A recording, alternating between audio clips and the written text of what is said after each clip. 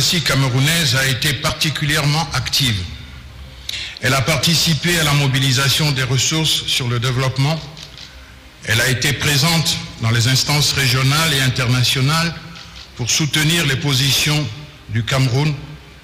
Elle a su obtenir des pays amis et de la communauté internationale des appuis conséquents dans la résolution des crises.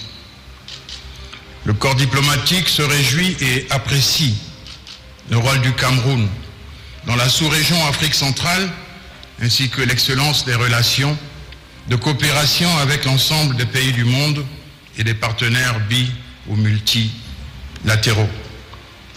Le corps diplomatique se félicite qu'en dépit des années qui passent, le Cameroun demeure ce haut lieu de la diplomatie sous-régionale et internationale, confortant ainsi sa place de leader dans la sous-région. À titre d'illustration, nous citerons la tenue du 16 au 17 mars 2023 à Yaoundé, du 15e sommet ordinaire de la conférence des chefs d'État et de gouvernement de la CEMAC, qui a réuni tous les chefs d'État autour de votre Excellence, pour se séparer après une intense journée de travail sur une note de totale satisfaction, avec à l'appui un éclatant succès au niveau de la participation. La tenue du 4-5 novembre 2023 de la 44e session de la conférence ministérielle de la francophonie, qui a également vu la participation record de 77 ministres et chefs de délégation sur les 88 États membres que compte cette organisation. Le Cameroun sait recevoir, Monsieur le Président. Il a encore démontré à travers l'excellente organisation de ces deux événements. On retiendra que la conférence n'a évité aucun sujet difficile et entend bien ne pas se placer en retrait des évolutions géopolitiques mondiales. Monsieur le Président, votre participation au deuxième sommet Russie-Afrique à Saint-Pétersbourg du 26 au 30 juillet 2023, où, lors d'une intervention magistrale dont vous seul détenez le secret, vous avez rappelé à la face du monde la longue histoire de la coopération russo-africaine dans le cadre de la décolonisation de l'Afrique. Votre plaidoyer pour une meilleure représentation de l'Afrique au sein des institutions des Nations Unies est pour l'Afrique d'une importance capitale, venant du doyen, du patriarche que vous êtes, et dont le pays joue un rôle actif et voit son influence s'accroître dans les affaires régionales et internationales. Lors de la 23e session ordinaire de la conférence des chefs d'État et de gouvernement de la CEAC qui s'est tenue le 1er juillet, autant pour moi, 2023 à Libreville, au Gabon, l'Afrique centrale s'est engagée à soutenir la candidature de votre pays pour la présidence de la 79e session de l'Assemblée générale des Nations unies lors de l'élection prévue cette année 2024. Nous vous souhaitons bonne chance dans cette aspiration légitime à un rôle de leadership mondial. Sur le plan sécuritaire, la sécurité constitue un défi mondial et elle constitue également un défi au Cameroun. L'année 2023 a apporté son lot de souffrances et de violences en Ukraine, en Israël, à Gaza, au Soudan et en République démocratique du Congo. Les efforts communs devront être poursuivis pour que le droit prévale sur la force. Le Cameroun fait également face au conflit dans l'extrême nord contre Boko Haram. La communauté internationale apporte un appui en matière de coopération sécuritaire à l'extrême nord, ainsi qu'en termes de sécurité maritime dans le golfe de Guinée. La situation au nord-ouest et au sud-est continue à faire des victimes civiles et militaires. Nous vous présentons nos condoléances. Le corps diplomatique reste disposé à coopérer et à consolider ses efforts aux côtés du gouvernement pour promouvoir la paix et la stabilité dans ces régions. Nous souhaitons que 2024 soit une année de paix retrouvée. En matière de réfugiés, le Cameroun continue d'offrir une assistance aux 400 000 réfugiés centrafricains et nigérians présents sur son territoire. Le gouvernement fait preuve d'hospitalité et d'humanité qu'il convient de saluer. La communauté internationale, solidaire et engagée aux côtés du Cameroun, continuera à apporter également son assistance. Monsieur le Président de la République, la communauté internationale, à travers le système des Nations Unies au Cameroun, est encouragée par l'intention réciproque du gouvernement de poursuivre les relations de respect et de coopération à travers le soutien constant au plan cadre de coopération pour le développement durable des Nations Unies et l'accélération des objectifs de développement durable, ODD, inscrits dans la vision 2035. Nous, membres du corps diplomatique, saisissons cette occasion pour féliciter le gouvernement du Cameroun qui, sous votre direction distinguée, Monsieur le Président, a une fois de plus démontré l'engagement de votre pays envers l'agenda 2030 et ses 17 objectifs de développement durable en participant avec succès au dernier sommet des ODD. L'adoption par consensus de la déclaration politique négociée par les États membres, qui a ensuite été approuvée par l'Assemblée générale des Nations Unies, réaffirme les engagements de développement durable comme principale feuille de route pour atteindre le développement durable et faire face aux crises multiformes de ce pays bien-aimé qu'est la République du Cameroun. En matière de climat, s'agissant de la COP28 qui vient de s'achever, nous relevons qu'elle a permis des avancées en matière de transformation de l'énergie fossile vers des énergies plus vertes. À ce titre, nous sommes tous engagés et nous devons tous encourager cette démarche partout dans le monde, mais aussi précisément au Cameroun, sous la forme de plusieurs projets comme Nachtingal, qui permet une énergie hydroélectrique et donc s'inscrit déjà dans l'esprit de ce nouvel engagement mondial pris à Dubaï. Nous tenons également à féliciter le gouvernement pour sa participation à la 44e session de l'examen périodique universel qui s'est déroulée du 6 au 7 novembre 2023. L'examen périodique universel du Cameroun donne l'occasion aux autorités camerounaises de protéger les droits de l'homme et de respecter les obligations et les engagements en matière de droits de l'homme, ce qui constitue un important catalyseur pour la paix et le développement de ce pays. En outre, c'est avec une grande fierté que grâce à nos efforts conjugués, le mercredi 6 novembre 2023, l'UNESCO a officiellement reconnu le Festival du Ngon comme patrimoine immatériel de l'humanité, marquant ainsi une étape importante pour le patrimoine culturel du Cameroun. Il offre une plateforme pour la reconnaissance mondiale, la préservation culturelle, les opportunités économiques et le développement durable, contribuant ainsi à une communauté plus riche et plus dynamique. Nous espérons que ces avantages ne se limiteront pas au département du Noun, mais qu'ils s'étendront à d'autres régions de ce grand pays. Nous souhaitons féliciter le gouvernement d'avoir présenté son rapport sur la transformation du système alimentaire national lors du bilan de 2023 à Rome en juillet dernier. Les Nations Unies sont prêtes à travailler avec le gouvernement pour mobiliser suffisamment de ressources afin de mettre en œuvre la feuille de route du système alimentaire national élaborée par le gouvernement en 2021, compte tenu de l'insécurité alimentaire et nutritionnelle à laquelle sont confrontées certaines parties du pays. Monsieur le Président de la République, l'année 2023 a vu également la signature de l'accord de Samoa le 15 novembre par le Cameroun. Cet accord montre la volonté de 79 pays d'Afrique, des Caraïbes et du Pacifique et de l'Union européenne à continuer à échanger, à coopérer pour un développement intégral. Le Cameroun n'est pas resté en marge de cet événement historique, marquant la conclusion d'un partenariat modernisé. Le corps diplomatique tient à exprimer ses plus sincères remerciements au gouvernement camerounais qui ne cesse de multiplier les efforts pour élargir et renforcer les échanges avec les autres régions du monde.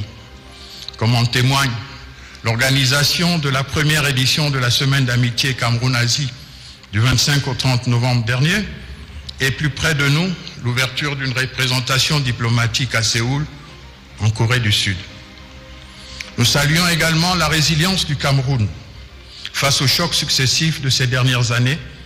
Cette confiance se traduit par une croissance économique qui doit être renforcée, permettant ainsi la pleine réalisation de la stratégie nationale de développement 2030 en ligne avec la vision 2035 de votre Excellence, Monsieur le Président.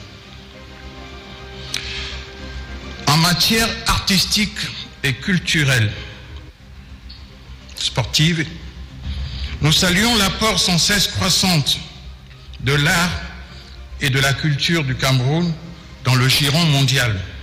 En effet, qu'il s'agisse de la culture, du sport ou des différentes manifestations artistiques, le Cameroun aura marqué d'une pierre indélébile son apport en particulier et celui de l'Afrique en général dans le concert des nations. Nous pouvons citer pêle-mêle à titre non exhaustif la nomination de Bonaventure So-Bejang d'Ikon le 1er janvier 2023 au poste de directeur de la Maison des Cultures du Monde à Berlin, devenant ainsi le premier Africain à occuper ce poste. Cette institution, il faut le dire, a pour mission de valoriser la diversité des cultures non européennes dans le domaine de l'art visuel, théâtre, danse, musique, littérature, cinéma, etc. L'organisation sur l'esplanade du Musée national du Cameroun à Yaoundé de la première édition du Salon international de l'industrie du livre qui a vu la participation de nombreux pays africains. La 4e édition du Grand Prix francophile des médias qui récompense chaque année les journalistes et les médias francophones et francophiles et qui a vu le sacre au titre de Grand Prix de journalistes culturels de la Camerounaise Pélagie Ngo-Gibouz, exerçant en freelance. La participation très honorable et saluée dans le monde de la boxe anglaise le 28 octobre 2023 du Camerounais Francis Ngannou contre Tyson Fury à Riyad et qui a valu à ce boxeur d'être décoré par votre Excellence comme commandeur de l'Ordre de la Valeur.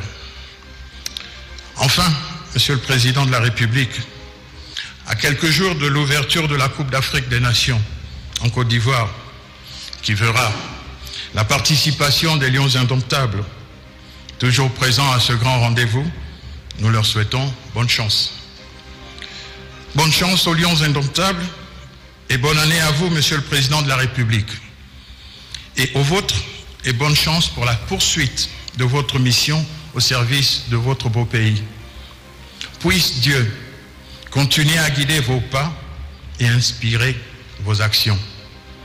Que Dieu vous bénisse et avec vous, que Dieu bénisse le Cameroun et les Camerounais. Je vous remercie.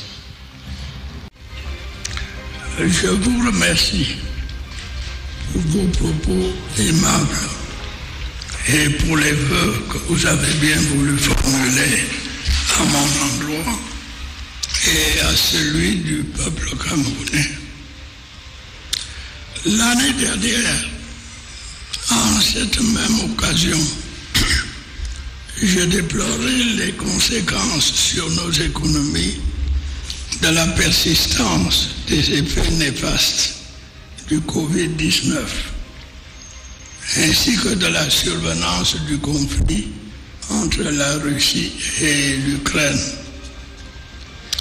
Nous devons, hélas, faire le constat qu'alors que se poursuit la guerre en Europe de l'Est, l'année qui s'achève a vu s'allumer un autre conflit meurtrier au Moyen-Orient. Dans le même temps, se multiplient à travers le monde d'autres foyers de tension en mer Rouge, en Asie du Sud-Est, dans la péninsule coréenne, etc. Le continent africain n'est pas épargné ni par les tensions, ni par les conflits. Au contraire, la situation au Soudan préoccupe gravement la communauté internationale, de même que celle de la région des Grands Lacs. Les activités criminelles des groupes terroristes continuent de mettre en péril la stabilité de nombreux pays. Dans la Corne de l'Afrique, au Sahel et autour du lac Tchad. Mon pays, le Cameroun, en est également victime. Mesdames et messieurs les membres du corps diplomatique, il est évident que la multiplication de ces menaces à la paix et à la sécurité internationale a des conséquences négatives sur le développement de nombreux pays et partant sur le bien-être de leur population. Il est donc impératif, ainsi que je l'ai rappelé en diverses occasions, que la voie du dialogue et de la conciliation prenne le pas sur celle de la confrontation et de l'affrontement. Il est primordial pour la survie même de l'humanité que les armes se taisent et qu'enfin s'élèvent les voix de la sagesse et de la raison. Mesdames et messieurs les membres du corps diplomatique, l'Organisation des Nations Unies, dont il est utile de rappeler les raisons de la création, me semble devoir et pouvoir jouer à cet égard un rôle fondamental. Malgré les multiples tentatives de l'affaiblir, malgré les soubresauts qui l'agitent, malgré l'enlisement qui peu à peu gagne le processus de sa nécessaire réforme, c'est le sens de la candidature du Cameroun à la présidence de la 79e session de l'Assemblée générale des Nations unies. Candidature pour laquelle je sollicite votre soutien à tous. Oui, monsieur le doyen, dans un monde qui semble aller à la dérive, dans un monde qui semble se complaire dans les voies menant à sa perdition, nous continuons de croire aux Nations unies. Nous continuons de croire dans les valeurs qui la fondent et dans les rêves qui habitaient ceux qui l'ont fondée. Nous continuons de croire que notre organisation commune est la mieux à même d'amener le genre humain à surmonter les passions, les égoïsmes, les antagonismes, pour se recentrer sur l'essentiel, sa survie. Car au moment même où nous nous perdons en vaines querelles, notre bien le plus précieux, la terre, est menacé.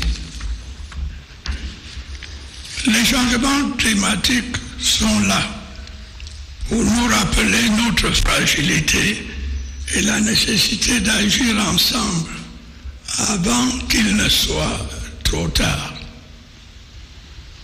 Mesdames et messieurs les membres du corps diplomatique, la COP 28 qui s'est récemment tenue à Dubaï est porteuse d'espoir. Elle a notamment permis de faire des progrès en ce qui concerne la production des énergies fossiles. Il reste que d'autres progrès